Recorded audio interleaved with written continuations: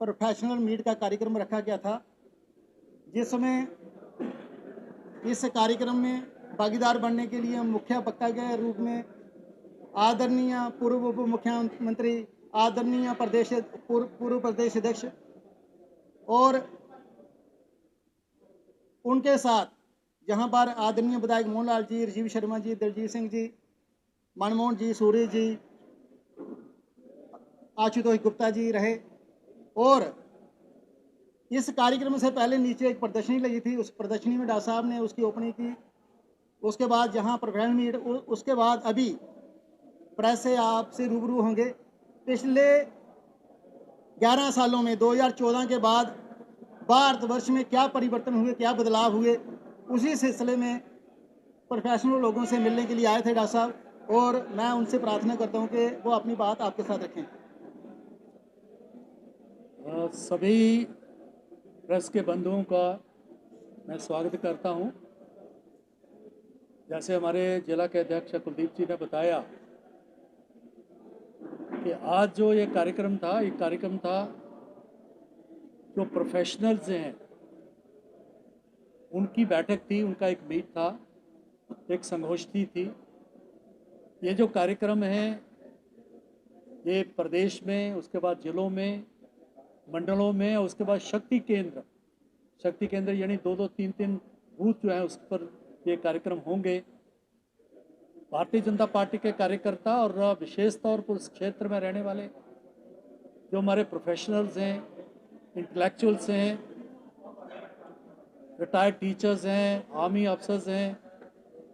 Doctors हैं, engineers हैं, वकील हैं, बाकी सभी जो प्रोफेशनल उनको हम इनवाइट कर रहे हैं।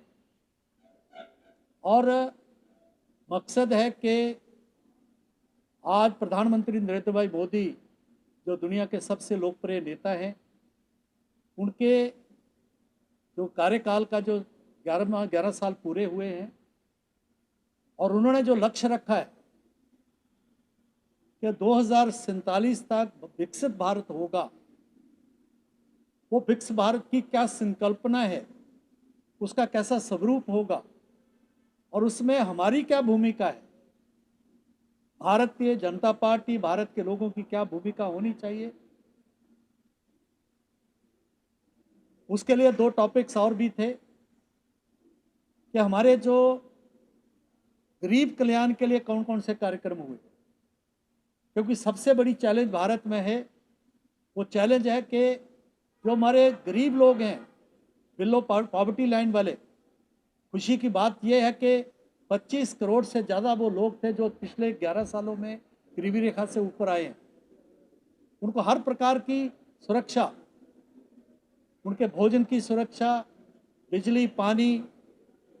उनके स्वास्थ्य की सुरक्षा, आयुष्मान भारत, उनके घर की सुरक्षा, PMAY,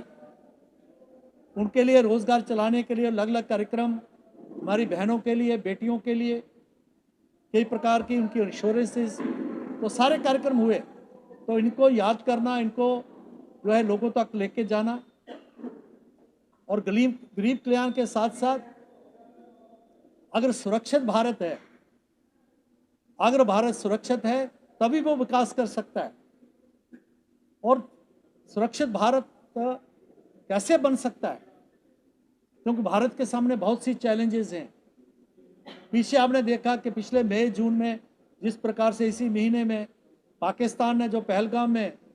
26 हमारी जो मासूमों की हत्या की, हमारी बेटियों की, बहनों की जो इज्जत और जो उनके सिंदूर लुटाए गए, और जिसके खिलाफ जो है ऑपरेशन सिंदूर हुआ, पाकिस्तान को जो धूल चटाई है, उनके 9 कैंप्स जो थे, वो मरकज थे उनके जो उनके टेररिस्ट के, जैश ए मोहम्मद और हिजबुल मुजाहिदीन वगैरह के, उनको उड़ा देना। और पाकिस्तान ने जब हिमाकत की तो उन्होंने टेररिस्ट की जो लड़ाई है उनके ऑपरेशन उनका हिस्सा ही है, तो उसके ऊपर भारत के ऊपर उन्होंने जो कोशिश की अटेम्प्ट करने की, उनके 11 जो एयरबेस उड़ा दिए गए, और जो पाकिस्तान गिड़गिड़ाना पड़ा उसको पूरी दुनिया के सामने, और भारत के सामने गिड़गिड़ाया, तो तभी जो है सीज फायर होते हैं। ये एक सुरक्षित भारत का एक नमूना है, क्योंकि हम चैलेंज जो है उसको फेस कर रहे हैं। जहाँ टेररिज्म है, जहाँ नक्सलवाद है, जहाँ और प्रकार अलगाववाद है, कई प्रकार की मूवमेंट चल रही हैं, जो इस सभी से जूझने के लिए कैसे जूझ रहे हैं, कैसे जूझा जा सकता है। सुरक्षित भारत होगा तो विकसित भारत बनेगा, अगर गरीब कल्याण होगा तो तभी विकसित भारत बनेगा। हमारे नौजवानों को, हमारी माताएं बहनों को, बाकी जो पिछड़े वर्ग के लोगों को, schedule caste, schedule tribe, OBC, सभी को उनका हक मिले, उनकी लोकतंत्र का उनकी पार्टिसिपेशन मिले।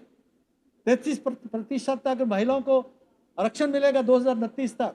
तो उनकी सहभागिता मिलेगी। तो ये एक मॉडल जो बनाया जा रहा है पूरे भारत में, ये हमारा लक्ष्य है। और 2047 में जो भारत होगा वो विकसित भारत होगा, जिसका इंफ्रास्ट्रक्चर वर्ल्ड क्लास का होगा, जिसकी इंडस्ट्री,